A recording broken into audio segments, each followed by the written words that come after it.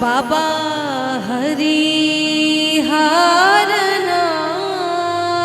हरिहरनाथ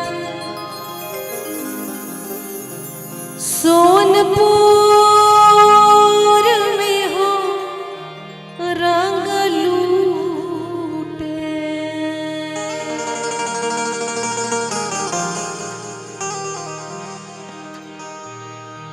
बाबा हरिहरनाथ सोनपुर में हो रंग लूटे। बाबा हरिहरनाथ सोनपुर में हो रंग लूटे। बाबा हरिहरनाथ बाबा हरि हो।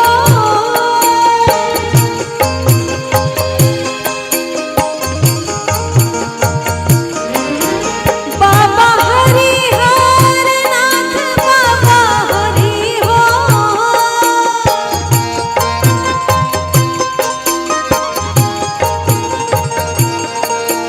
बाबा हरिहरनाथ बाबा हरिहरनाथ सोनपुर में हो रंग लूटे। बाबा हरिहरनाथ सोनपुर में हो रंग लूटे। बाबा हरिहरनाथ सोनपुर में हो रंग लूटे।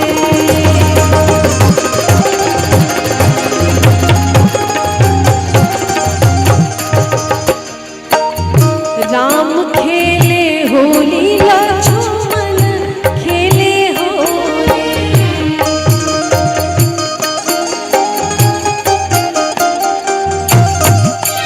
अलंका गढ़ में रावण खेले होली।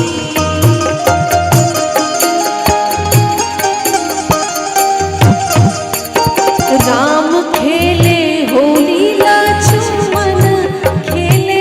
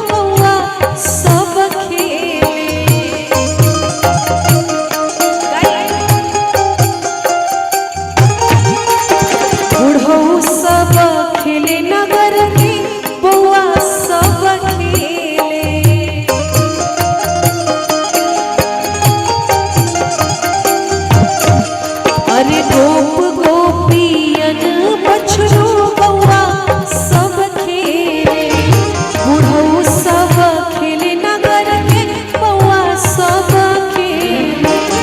कान्हा के अबीर राधा माथ हो, होली हो होली हो। अरे कान्हा के अबीर राधा माथ सोनपुर में हो रंग लूटे। बाबा हरिहर नाथ सोनपुर में हो रंग लूटे। बाबा हरिहर नाथ सोनपुर में हो रंग लूटे। बाबा हरिहर नाथ सोनपुर में हो रंग लूटे। बाबा बाबा हरिहर नाथ सोनपुर में हो रंग लूटे। बाबा हरिहर नाथ सोनपुर में हो रंग लूटे। बाबा हरिहर नाथ बाबा हरि हो। बाबा हरिहर नाथ बाबा हरि हो। बाबा हरिहर नाथ बाबा हरिहर नाथ सोनपुर में हो रंग लूटे। बाबा हरिहर नाथ सोनपुर में हो रंग लूटे। बाबा हरिहर नाथ सोनपुर में हो रंग लूटे। ओ बाबा हरिहर नाथ सोनपुर में हो रंग लूटे। बाबा हरिहर